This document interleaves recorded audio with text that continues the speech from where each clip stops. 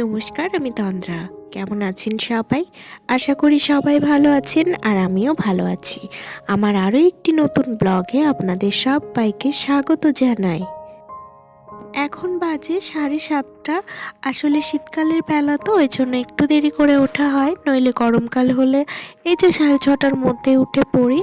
আর এই যে উঠে প্রথমেই আমাদের কাজের যে কাকিমাটা আছে, যে বাসন মেজে দিয়ে গেছেন, সেগুলো গুছিয়ে রেখে দিলাম। আর এই যে তারপরে চা করে আবার উপরে নিয়ে যাব খাওয়ার জন্য, কারণ আমার হাজবেন্ড আবার চা খেতে একদমই নিচে নামেন না। এই দুদিন ধরেই একই সমস্যা হয়ে যাচ্ছে, চায়ের জলটা অনেকটাই বসানো হচ্ছে, তবে এইদিকে কাজগুলো সারতে গিয়ে অনেকটাই জলটা শুকিয়ে যাচ্ছে, আর চাটাও এই দুদিন ধরে অল্প হয়ে যাচ্ছে। তো আমার হাজবেন্ড বলছে এই দুদিন ধরে এত কম কম চা কী ব্যাপার। শীতকালে আরও একটা সমস্যা, এই যে জলটা একদম বরফের মতো ঠান্ডা হয়, আর এতে হাত দিতে বেশ সমস্যা হয় কিন্তু। তবে এখনও সেই ঠান্ডাটা পড়েনি বলে সেই সমস্যার সম্মুখীন এখনও পর্যন্ত হইনি। আজকে কিন্তু ওয়েদারটা বেশ কুয়াশাময় ছিল, তবে এখন 9:20 মতো বাজে, আর এই সময়টায় একটু কুয়াশাটা কমেছে, নইলে এতক্ষণ তো প্রায় অন্ধকার হয়েছিল কুয়াশায়। আর এই যে এখন মাথায় একটু তেল দেব, এরপরে স্নান করব। আসলে আজকে একটু পিকনিকে যাব, সেই জন্যই আজকে তাড়াতাড়ি স্নানটা করব। আর আজকে আর তেমন কোনো কাজ নেই, এই যে সকালে চাটা খেলাম, তারপরেই কিন্তু রেডি হয়ে বেরিয়ে যাব। আমরা মেয়েরা প্রত্যেকেই কিন্তু কম বেশি রান্না করতে ভালোবাসি, এবং ভালোবেসেই তো প্রত্যেক দিন করে থাকি। তবে এই একটা দুটো দিন যদি রান্না থেকে ছুটি পাওয়া যায়, তবে সেই আনন্দটা একটা আলাদা রকমই হয়। মাথায় তেলটা দিয়ে একটু মাসাজ করে নিলাম, আর মাথাটা একটু ধরেছিল, সেটাও অনেকটা খুলে গেল। এখন বেশ রিল্যাক্স ফিল হচ্ছে। আর এই সময় আমি ঘরগুলো ঝাড় দিয়ে একটু মুছে নেব। আজকে তো আর রান্না বান্না নেই, আগেই বললাম, তাই এই যে ঘরগুলো তো অন্তত মুছে নিই, আর তারপরেই রেডি হয়ে বেরোবো। 10টার সময় বেরোনোর কথা আছে, তবে 10টার মধ্যে মনে হয় যেন বেরোতে পারবো না, তবে চেষ্টা করছি একটু তাড়াতাড়ি করার। এই যে কার্পেটটা পাতা আছে, এর উপরে বসে কিন্তু অন্যান্য দিন চাটা খাওয়া হয়।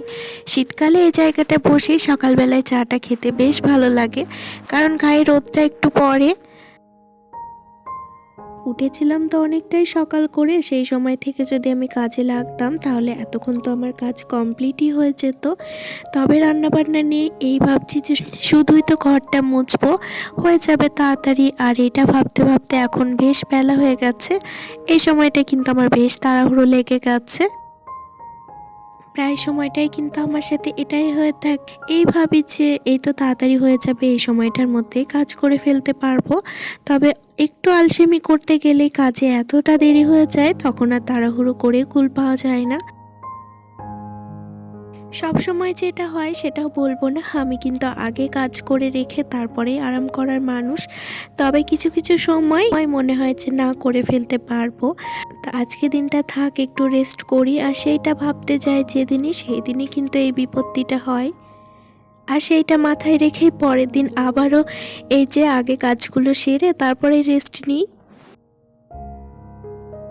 আজকে আর কাজের কোনো ঠিক ঠিকানা নেই। এই যে বিছানাটা ঝাড়ার পর ঘরটা ঝাড় দিলে তো ভালোই হতো। বিছানায় যদিও সেরকম কোনো ধুলো ময়লা নেই, তবে ওই যে আগে ঘরটা ঝাড় দিয়ে ফেলেছি।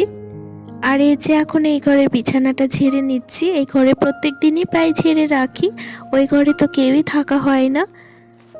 তবে রোজ ছেড়ে রাখলে ধুলোটা পড়ে না, কোনো কোনো সময় যখন শুই বসি তখন কিন্তু বেশ পরিষ্কার লাগে। আর এই যে এতক্ষণে আমার হাজবেন্ড উঠলো, সেই জন্য এই ঘরের বিছানাটা আর আমি হাত দিতে পারিনি, তো এবারে উঠে গেছে, তারপরে আমি বিছানাটা এখন গোছানো শুরু করেছি। এই ঘরের চাদরটা কিন্তু বেশ অনেকদিন পাতা হয়েছে, তো এটাও তুলতে হবে। তবে তুলবো করে ঠিক সময় আর সুযোগটা পাচ্ছি না। তো এই সময় মেশিনটা সব সময় দেখছি ফুল হয়ে থাকছে।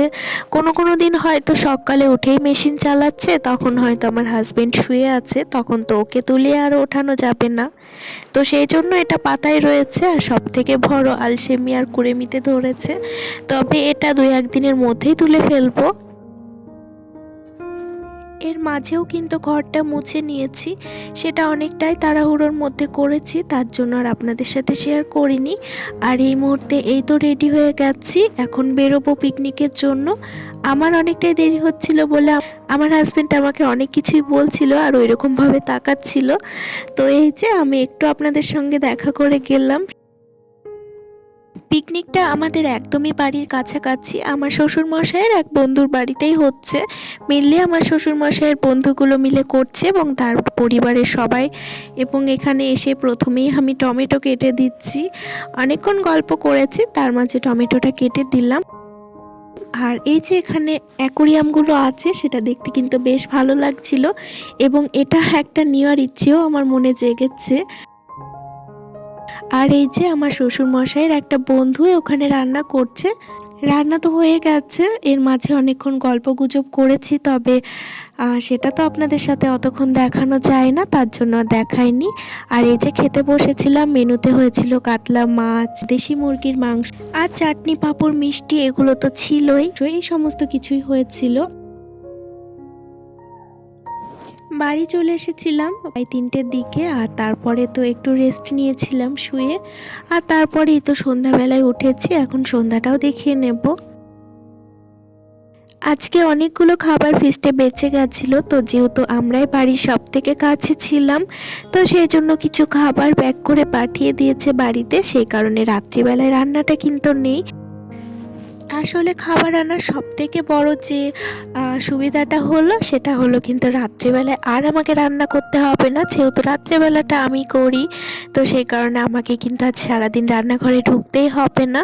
তো যেহেতু আর রান্নাঘরে ঢুকতে হবে না, সেই জন্য ভাবলাম যে আজকে একটু হাঁটতে যাই। প্রায় দিনই বেরোনো হয় সন্ধ্যেবেলায় হাঁটার জন্য, তবে আজকে যাবো নাই ভেবেছিলাম, যেহেতু রাত্রে রান্না নেই সেই জন্য ভাবলাম আজকেও একটু বেরোই, ঘুরেই আসি।